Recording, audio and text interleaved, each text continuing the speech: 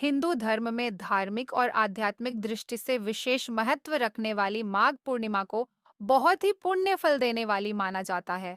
इस दिन स्नान दान का जितना महत्व है, उतना ही महत्व विष्णु पूजा करने और कथा सुनने का भी है।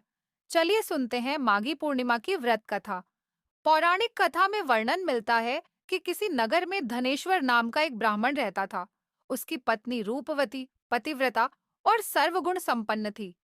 बस दुख था तो सिर्फ इस बात का कि उनकी कोई संतान नहीं थी। यही कारण था कि वो दोनों बहुत चिंतित रहते थे। एक बार उस नगर में एक महात्मा आए।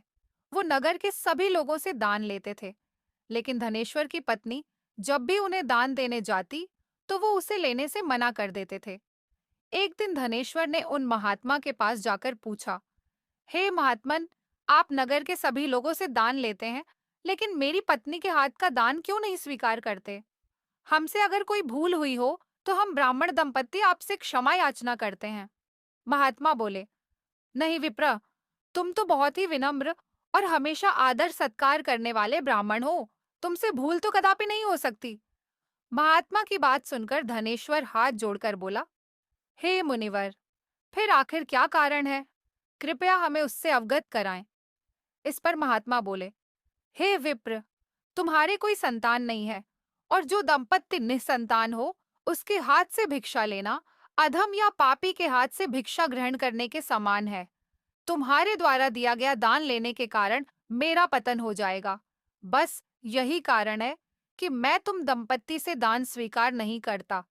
महात्मा के ये वचन सुनकर धनेश्वर उनके चरणों में गिर पड़ा और विनती करते हुए बोला, हे महात्मन, संतान ना होना ही तो हम पति पत्नी के जीवन की सबसे बड़ी निराशा है। यदि संतान प्राप्ति का कोई उपाय हो, तो बताने की कृपा करें मुनिवर। ब्राह्मण का दुख देखकर महात्मा बोले, हे विप्र, तुम्हारे इस कष्ट का एक निवारण अवश्य है।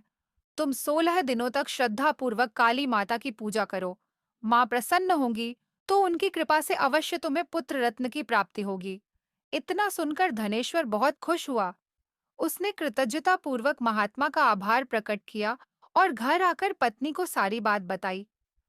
पति पत्नी को महात्मा के द्वारा बताए गए उपाय से आशा की एक किरण दिखाई दी और धनेश्वर माँ काली की उपासना के लिए वन चला गया। ब्राह्मण ने पूरे 16 दिन तक काली माता की पूजा की और उपवास रखा।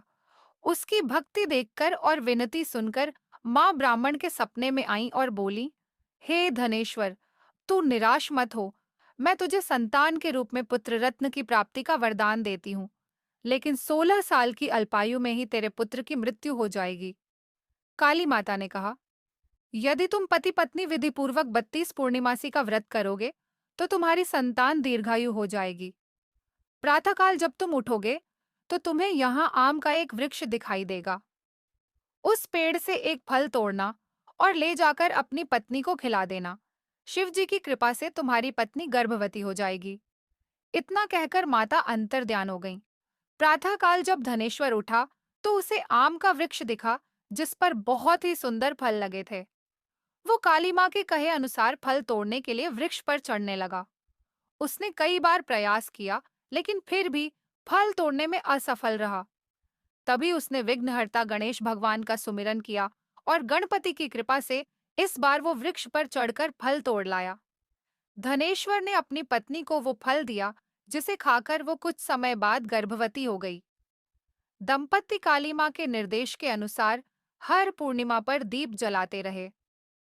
कुछ दिन बाद भगवान शिव की कृपा हुई और ब्राह्मण की पत्नी ने एक सुंदर बेटे को जन्म दिया, जिसका नाम उन्होंने देवीदास रखा। जब पुत्र 16 वर्ष का होने को हुआ, तो माता पिता को चिंता होने लगी कि इस वर्ष उसकी मृत्यु निश्चित है। दंपत्ति ने देवीदास के मामा को बुलाया और कहा, तुम देवीदास को विद्या अध्ययन के लिए काशी ले जाओ और 1 वर्ष बाद वापस आना। दंपत्ति पूरी आस्था के साथ पूर्णिमासी का व्रत कर पुत्र के दीर्घायु होने की कामना करते रहे। इधर काशी प्रस्थान के बाद मामा भांजे एक गांव से गुजर रहे थे। वहां एक कन्या का विवाह हो रहा था, परंतु विवाह होने से पूर्व ही उसका वर अंधा हो गया। तभी वर के पिता ने देवीदास को देखा और मामा से कहा, तुम अपना भांजा कुछ समय के लिए हमें दे दो। विवाह संपन्न हो जाए उसके बाद ले जाना। ये सुनकर मामा ने कहा, यदि मेरा भांजा ये विवाह करेगा, तो कन्यादान में मिले धन आदि पर हमारा अधिकार होगा। वर के पिता ने मामा की बात स्वीकार कर ली और देवीदास के साथ कन्या का विवाह संपन्न हो गया। इसके पश्चात देवीदास पत्नी के साथ भोजन करने बैठा, लेकिन उसने उस थाल को हाथ नहीं लगाया। ये देखकर पत्नी बोली, स्वामी, आप भोजन क्यों नहीं कर रहे हैं? आपके चेहरे पर यह उदासी कैसी? तब देवीदास ने सारी बात बताई। यह सुनकर कन्या बोली, स्वामी, मैंने अग्नि को साक्षी मानकर आपके साथ फेरे लिए हैं। अब मैं आपके अलावा किसी और को अपना पति स्वीकार नहीं करूंगी। पत्नी की बात सुनकर देवीदास ने कहा, ऐसा मत कहो, मैं अल्पायु हूँ। कुछ ही दिन में 16 वर्ष की आयु होते ही मेरी मृत्यु निश्चित है। लेकिन पत्नी ने कहा, जो भी उसके भाग्य में लिखा होगा, वो उसे स्वीकार है।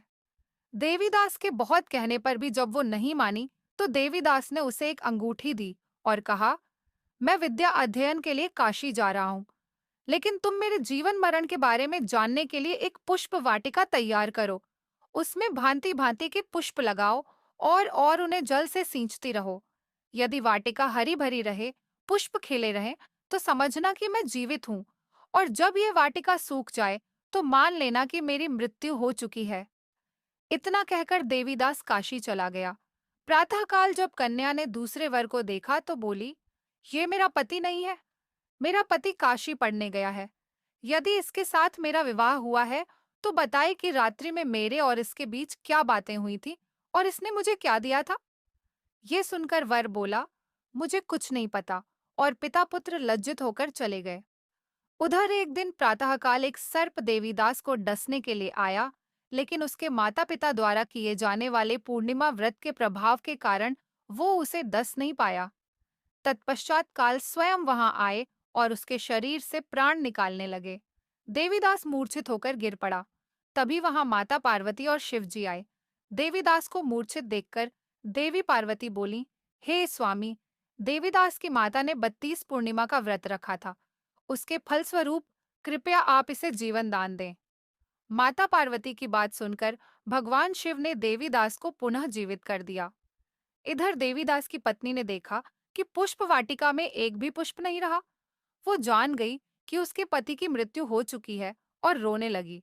तभी उसने देखा कि वाटिका पुनः हरी भरी हो गई है। ये देखकर वो बहुत प्रसन्न हुई। उसे पता चल गया कि देवीदास को प्राणदान मिल चुका है। जैसे ही देवीदास 16 वर्ष का हुआ, मामा भांजा काशी से वापस चल पड़े। रास्ते में जब वो कन्या के घर गए, तो उसने देवीदास को पहचान लिया और अत्यंत प्रसन्न हुई। धनेश्वर और उसकी पत्नी भी पुत्र को जीवित पाकर हर्ष से भर गए।